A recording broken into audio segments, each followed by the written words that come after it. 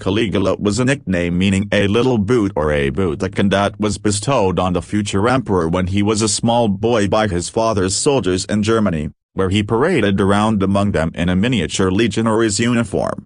Throughout the centuries, the name of Caligula has been synonymous with madness and infamy, sadism and perversion. It has been said that Marshal Gilles de Rais, perhaps the most notorious sadist of all time, modeled his behavior on that of the evil Caesars described by Suetonius, among whom is numbered Caligula.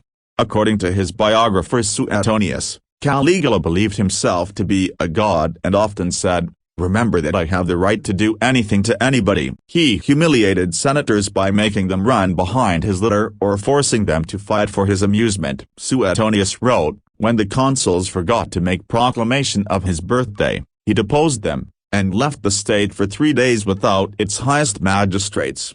Caligula allegedly had a voracious appetite in the bedroom, and, as emperor, nobody would defy him. Historians wrote that he would sleep with his own officials' wives, then brag about it publicly in front of them. In addition to 4 successive wives, Caligula was said to have enjoyed his sisters in bed. He threatened numerous other aristocratic women into submitting to him and went round boasting about it. He staged trials of innocent people so as to confiscate their estates, while lavishing quantities of money on luxuries for himself. He also provided spectacular games in the circus to entertain the common people and retain their loyalty, although bored on one occasion and, with no criminals available that day, he allegedly had a group of the spectators thrown to the wild beasts in the arena to liven things up.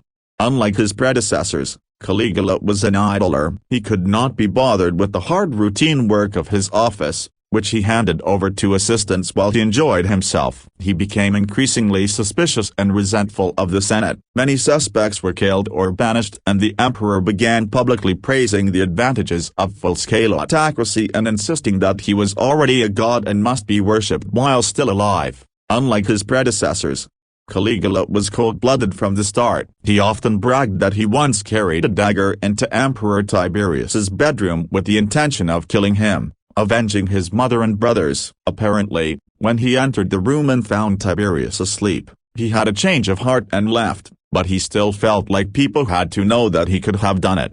Caligula could be utterly monstrous in his dealings with humans, but that doesn't mean he disregarded all forms of life. He loved his horse Incitatus so much that he gave him his own house with a marble stall and manger made from ivory. Caligula even planned to make the horse a consul as an expression of his total power, but died before he had the opportunity. Some writers believe that Caligula lived in constant fear of having a seizure, and this made him paranoid and cruel. To further the epilepsy diagnosis, multiple sources confirmed that Caligula could not swim, despite the fact that swimming lessons would absolutely have been a part of his education. One reason for this might be that he was afraid he would have a seizure and drown while in the water.